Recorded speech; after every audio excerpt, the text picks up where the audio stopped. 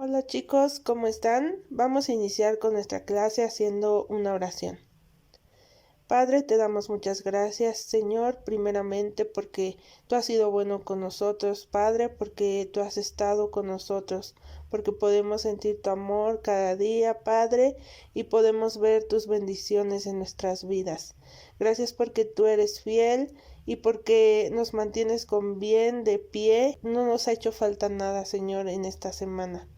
En esta hora queremos pedirte, Padre, que tú seas con nosotros, que seas tú quien habla nuestras vidas, Señor, que la enseñanza que tienes para nosotros el día de hoy podamos atesorarla en nuestros corazones, podamos aplicarla, Señor, pero sobre todo que podamos compartirla, Padre, porque es necesario compartir tu palabra con los demás.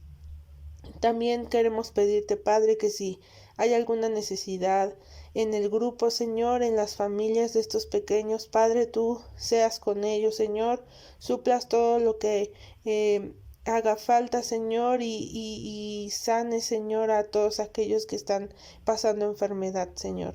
Todo esto te lo pedimos en el nombre de Cristo Jesús. Amén. Bueno, pues la clase que vamos a ver hoy tiene por título Un lugar donde recibimos aliento. Recuerden que estamos viendo la unidad de la casa de Dios. Y bueno, vamos a tener estas lecturas bíblicas como base. Recuerden que estas las pueden hacer ustedes con más calma.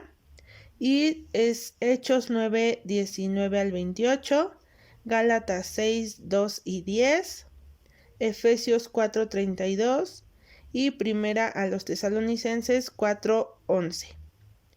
Y bueno, para poder tener la enseñanza del día de hoy vamos a ver una historia de la Biblia, pero le vamos a poner Operación Rescate y ustedes se van a dar cuenta por qué más adelante. Vamos a hablar sobre un hombre llamado Saulo. Saulo era un hombre muy importante, vivió en los tiempos de Jesús y Saulo tenía algo por lo que los demás le tenían miedo. Saulo era un hombre peligroso porque tenía mucho poder, pero además Saulo creía en Dios, pero no creía en que Jesús fuera el Hijo de Dios. Entonces él pensaba que los seguidores de Jesús estaban propagando mentiras acerca de Dios, y por eso es que Saulo se dedicó a detener a los cristianos. Él quería impedir que se siguieran difundiendo todas estas mentiras, según él, y entonces iba de ciudad en ciudad buscando a los líderes cristianos para encarcelarlos e incluso matarlos. Entonces, por eso es que mucha gente y sobre todo los cristianos temían encontrarse a Saulo.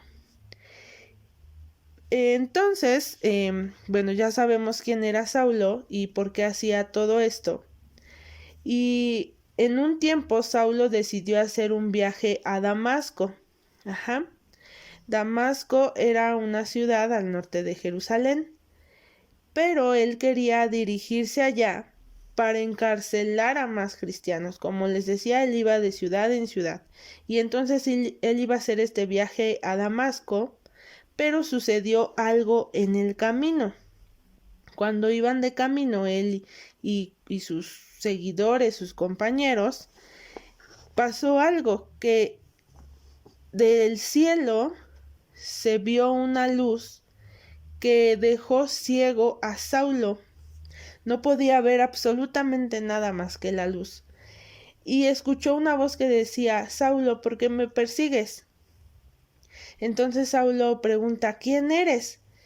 Y esta voz seguía hablando, pero él no podía ver nada y tampoco los que iban con él. Pero escuchaban una voz y esta voz les dijo: soy yo, soy Jesús, a quien tú persigues. Y Jesús en ese momento le dice a Saulo que quiere que ahora él predique la verdad y que él predique que Jesús es el verdadero Hijo de Dios y que es el Salvador.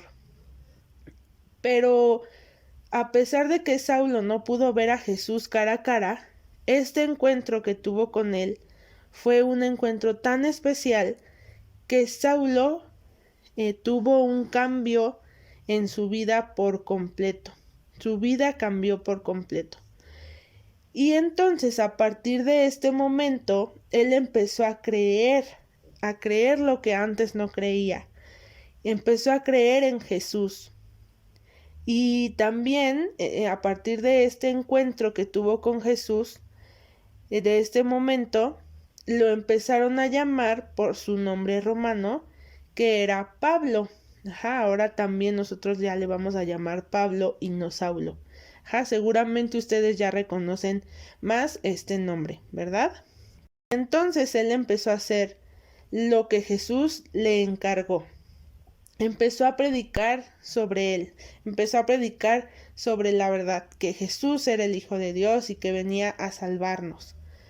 Pero entonces los judíos de Damasco, la ciudad a donde había llegado Pablo, querían matarlo porque ellos decían, ahora este hombre está difundiendo estas mentiras después de haber matado a muchos cristianos. Tenían muchas cosas, muchas razones por las que querían matar a Pablo. Y entonces ellos estaban planeando cómo matarlo. Pero los amigos cristianos que ya había hecho Pablo en ese momento, escucharon que estos hombres querían atraparlo a la entrada de la ciudad. Entonces lo ayudaron a escapar bajándolo de los muros de la ciudad en una canasta. Lo ayudaron a bajar para que él pudiera escapar hacia Jerusalén, porque en Damasco lo querían matar. Entonces, cuando ya llega a Jerusalén, él pues continúa haciendo esta labor de predicar sobre Jesús, y los cristianos que ya lo conocían, porque recuerden que él venía de ahí, le tenían miedo, porque ellos creían que los estaba engañando para que ellos dijeran, sí, yo creo en Jesús, y luego él los encarcelara o los matara, porque a eso se dedicaba Pablo antes. Entonces nadie le creía, nadie quería platicar con él, todos le tenían miedo. Pero hubo alguien que le creyó.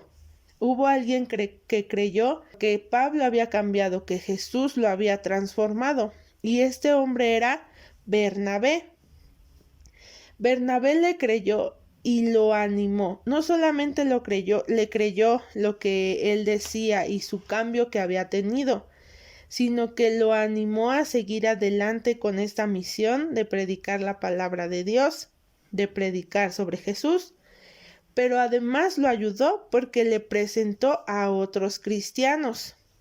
Entonces, cuando los cristianos vieron que Bernabé le creía a Pablo, pues ellos también empezaron a confiar en él.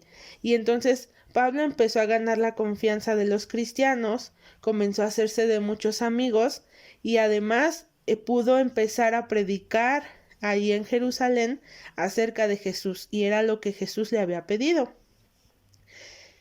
Entonces Pablo a partir de ahí pues se dedica a predicar sobre Jesús en muchos lugares, y junto con Bernabé hicieron muchos viajes que también están relatados en la Biblia, en los Hechos, en el libro de Hechos, y cumplió con esto. Después de haber perseguido a los cristianos, ahora él hizo que muchas personas se convirtieran y creyeran en Jesús.